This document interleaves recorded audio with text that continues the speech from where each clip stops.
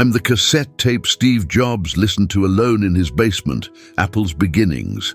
I was born in 1975, not in a factory, but in the careful hands of a young dreamer named Steve. He recorded me himself, one track at a time, capturing the raw poetry of Bob Dylan's voice onto my magnetic soul. The garage in Los Altos, California, became my first sanctuary, a cluttered cave of possibility, where cardboard boxes held circuit boards like precious stones, and the air smelled of solder and ambition.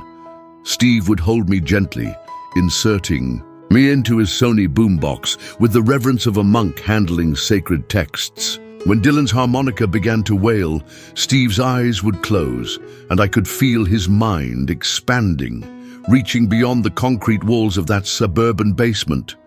The music flowed through my spools, becoming part of my very essence. Not just sound, but the rhythm of revolution itself.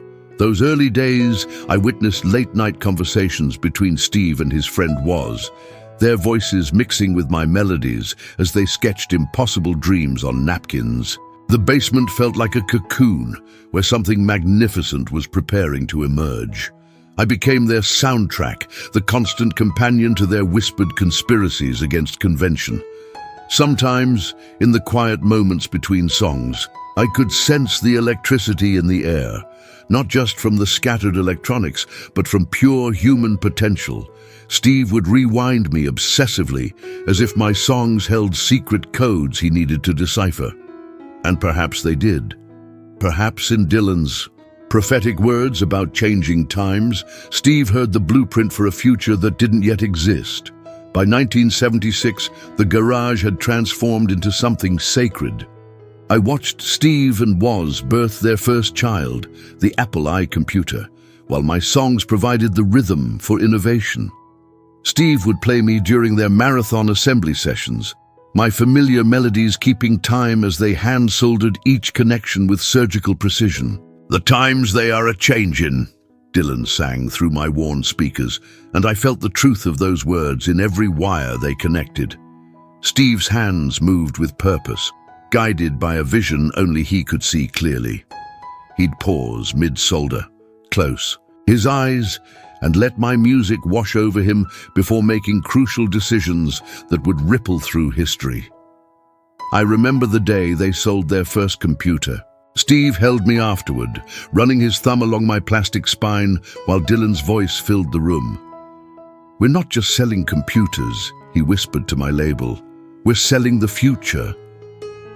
I wanted to tell him I understood, that I'd been part of this dream from the beginning, but all I could do was play our songs and hope he felt my support. The garage grew cramped with success. Orders started pouring in, and the simple workshop began to feel like a launching pad. Steve would carry me to different corners of the space, each position offering a new perspective on their growing empire.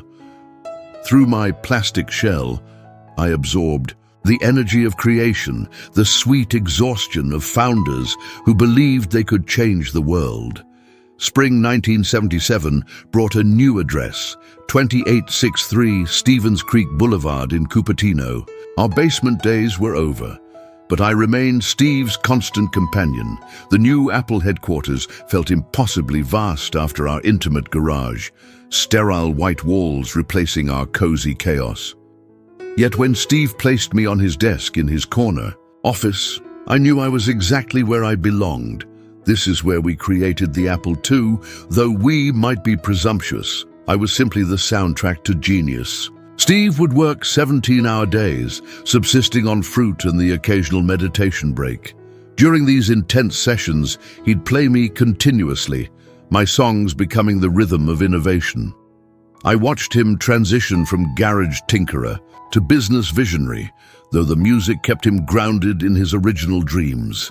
The Apple II's debut in April 1977 changed everything. I remember the day Steve returned from the West Coast Computer Fair, eyes bright with triumph and exhaustion. He played me that night in celebration, and for the first time, I truly understood what we'd accomplished together. We hadn't just built a computer, we'd democratized technology itself. As success mounted, Steve's relationship with me deepened. During board meetings and difficult decisions, he'd excuse himself to listen to my songs. Other executives didn't understand this ritual, but I did. In Dylan's voice, Steve found clarity, a connection to the rebellious spirit that had started. This whole journey, I was his anchor to authenticity in a rapidly corporatizing world. The early 1980s brought prosperity and pressure in equal measure. Apple's meteoric rise transformed Steve from garage entrepreneur to business icon. But success came with unexpected burdens. I noticed changes in his listening habits. He'd play me deeper into the night, seeking solace in our familiar routine as the corporate demands grew heavier. During the development of the Lisa computer in 1983, Steve's perfectionism reached new heights. I watched him agonize over every detail, rejecting countless prototypes, with the intensity of an artist protecting his masterpiece. When frustration mounted, he'd turn to me, letting Dylan's philosophical lyrics guide his thinking. To live outside, the law you must be honest became our unofficial motto, a reminder that true innovation required unwavering integrity. The office politics grew more complex as Apple expanded. Board members questioned Steve's methods, his uncompromising vision sometimes clashing with practical business concerns. During these contentious periods, I became his escape.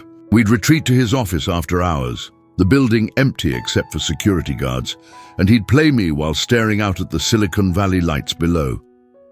I sensed his growing restlessness. The garage dreamer in him chafed against corporate constraints. Some nights he'd fast forward through my songs impatiently, searching for something I couldn't give him, a melody that could restore the pure joy of creation he'd felt in those early basement days. Yet he kept me close, knowing that somewhere in Dylan's words lay the wisdom to navigate these troubled waters. Everything changed in 1997 when Steve returned to Apple after his wilderness years.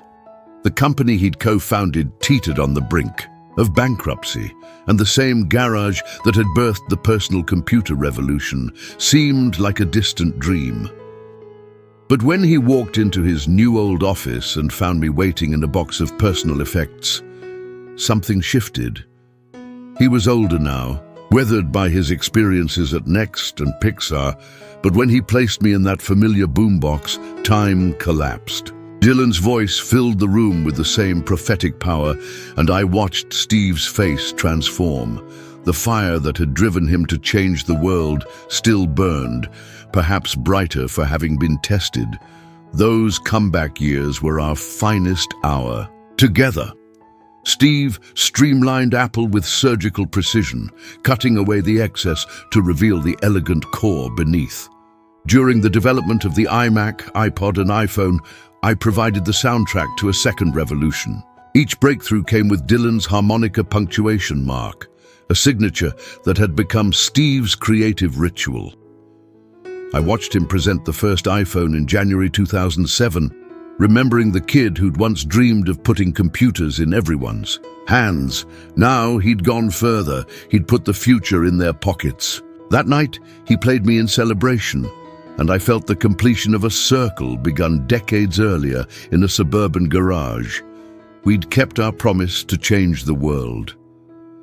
Our last session together was in October 2011, just weeks before Steve left us. He was fragile then, the illness having taken its toll, but his eyes still held that familiar spark when he reached for my case. His hands shook slightly as he placed me in the player, hands that had once been steady enough to solder the future. We listened to my songs one final time, Dylan's voice carrying us back through the decades.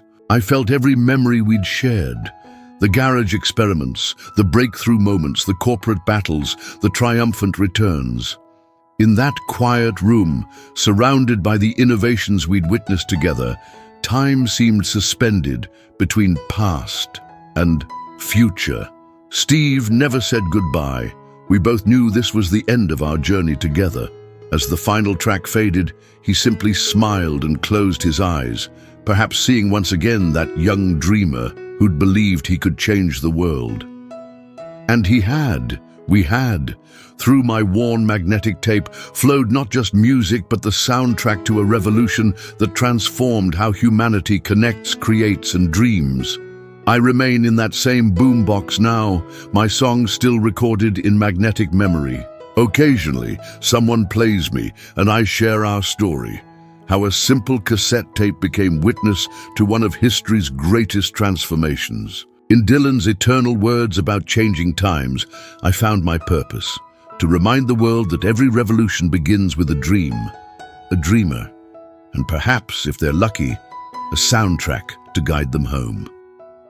Today, as I rest in the Computer History Museum in Mountain View, just miles from where our story began, I think about the children who visit. They touch the glass case that holds me with wonder in their eyes, the same wonder Steve once brought to that garage in Los Altos. Some listen to my songs on digital devices that trace their lineage back to those early Apple computers. The future Steve envisioned has become the present, but the spirit that created it, that willingness to think different, to challenge convention, to believe in impossible dreams, that spirit needs constant renewal. In every young entrepreneur who starts with nothing but an idea, in every artist who refuses to compromise their vision, in every dreamer who believes they can change the world, I hear the echo of our songs. The times are still a-changin', and somewhere in another garage or basement or dorm room, the next revolution is beginning. And if history has taught me anything, it's that every great transformation needs its soundtrack, that perfect song to keep the dream alive when the world says it can't be done. Keep listening, keep dreaming, keep changing the world.